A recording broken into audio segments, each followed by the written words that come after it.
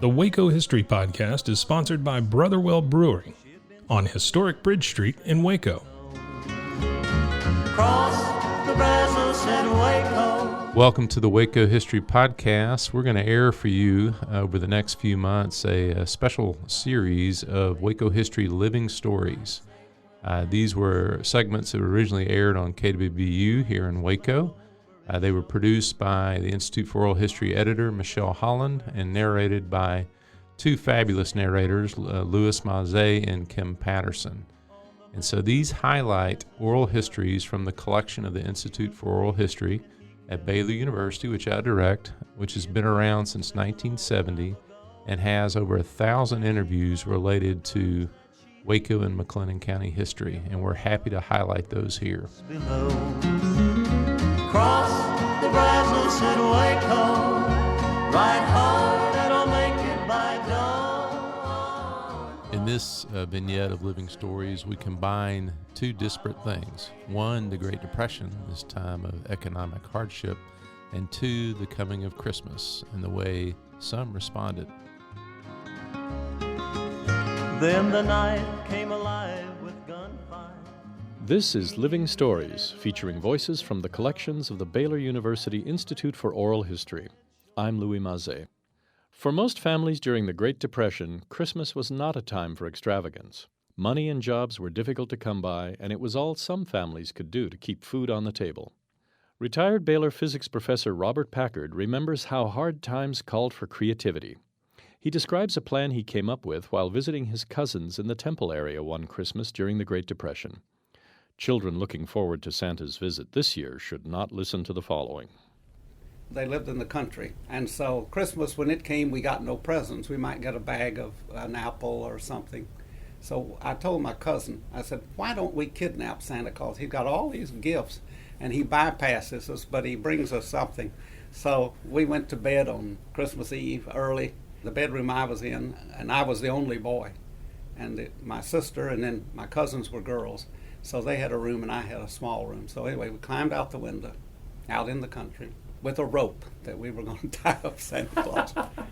But we were standing there in the cold and waiting and waiting and waiting and probably shivering. And then we happened to look in the window and see our parents taking toys off the top shelf. So suddenly we realized there was no Santa Claus, but we knew we now could direct our interest directly to the parents. Ruth and Charles Armstrong, both longtime Waco residents, remember the gifts they received as youngsters during the Depression. Now, sometimes I would get a doll, not a real expensive doll, but nice dolls, you know, and socks, a little iron, just typical little things that little girls would like. I was more fortunate, I guess. I don't know, at Christmas that I didn't get at least one large, what I call a large gift, would be a full-size wagon. And I got a picture there of a new bicycle, and I got another picture of us, the little car sitting there and pedal it, you know. By having two older brothers that worked, and my daddy too, I was a youngster for several years there. So I got a few extra things that some of the kids didn't get. But as far as times, our times it got rough too. We had a hard time too. But it seemed like on Christmas I came out ahead in the neighborhood. Mr. Armstrong describes the tradition of hanging a stocking. Everybody hung their socks up. We didn't have a fireplace, but we'd hang them up wherever it was convenient, you know, around close to the tree after we started having a tree. Because we still put gifts on the tree, but before we had a tree, we'd hang up near the stove, you know. And the bigger the sock, the better I get the biggest sock I could find, hang up there. And you'd always count on fireworks. There's always some firecrackers in there. Always apples and oranges in there. As hard as times were during the Great Depression, families with some type of income still managed to make sure the children had gifts at Christmas. With the current economy and ever-increasing commercialization of Christmas, it's helpful to look back and realize that children do not need heaps of presents to grow up with wonderful memories of Christmas. For more information about this program or the Institute for Oral History, visit us at baylor.edu/livingstories. Ride hard and I'll make it by dawn. Thanks for listening to the Waco History Podcast. Like what you heard? Subscribe, rate, and review our show on iTunes so we can reach more listeners.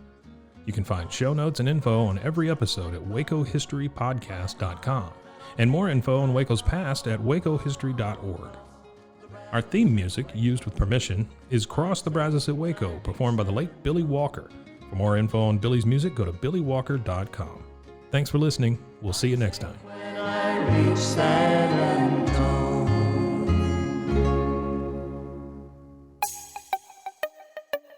This has been a Rogue Media podcast.